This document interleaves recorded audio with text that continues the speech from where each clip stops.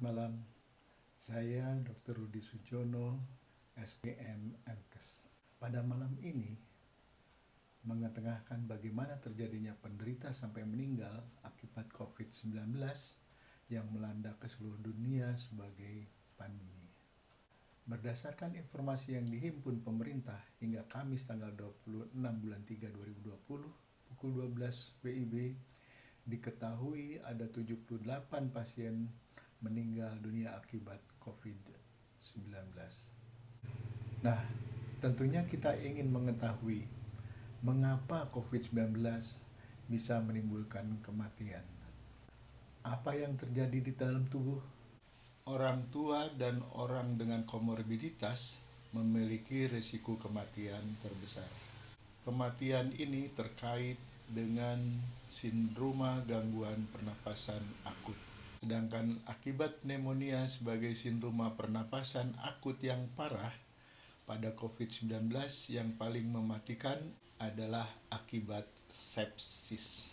Patogenesisnya, pneumonia tampaknya sangat kompleks. Penelitian klinisi menjelaskan banyak aspek yang mendasari penyakit ini.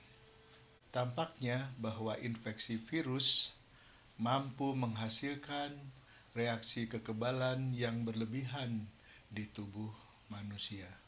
Reaksi yang terjadi secara berlebihan ini diberi label badai sitokin, yang mana efeknya adalah kerusakan jaringan yang luas. Jenis sitokin ini adalah interleukin 6 atau disingkat dengan IL-6 yang diproduksi oleh leukosit dan bekerja pada sejumlah besar sel dan jaringan. Ia mampu mendorong diferensiasi sel-sel limfosit B, merusak pertumbuhan beberapa kategori sel, dan menghambat pertumbuhan sel lainnya. Interleukin ini juga merangsang produksi protein fase akut yang berperan penting dalam termoregulasi dalam fungsi sistem saraf pusat.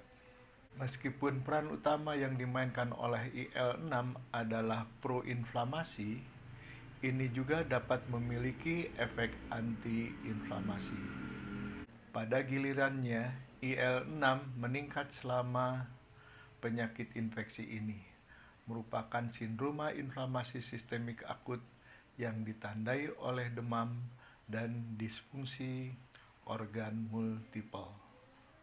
Dan secara histopatologi, sel paru-paru menunjukkan edema dan terutama eksudat protein sebagai gumpalan protein besar yang menyumbat saluran pernafasan.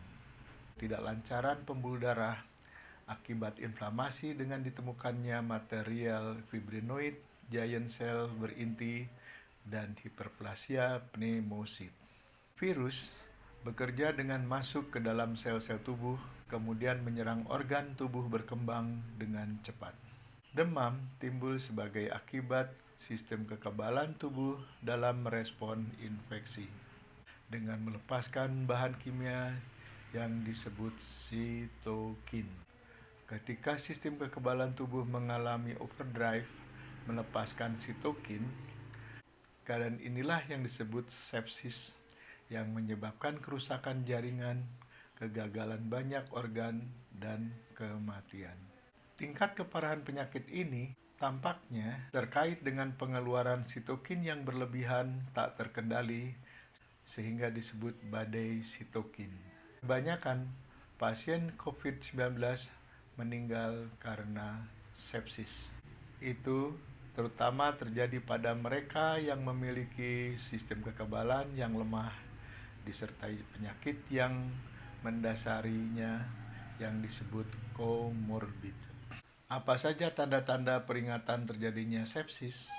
Selain tanda-tanda infeksi yang khas yaitu demam, ada beberapa gejala yang menonjol yaitu penurunan tekanan darah dengan peningkatan denyut jantung, napas yang cepat dan berat secara bersamaan, perasaan sakit yang luar biasa, kebingungan mendadak, dan gelisah. Shock septik didiagnosis ketika tekanan darah turun ke tingkat yang berbahaya adalah tahap yang paling parah, hingga harus segera dilakukan dengan perawatan intensif.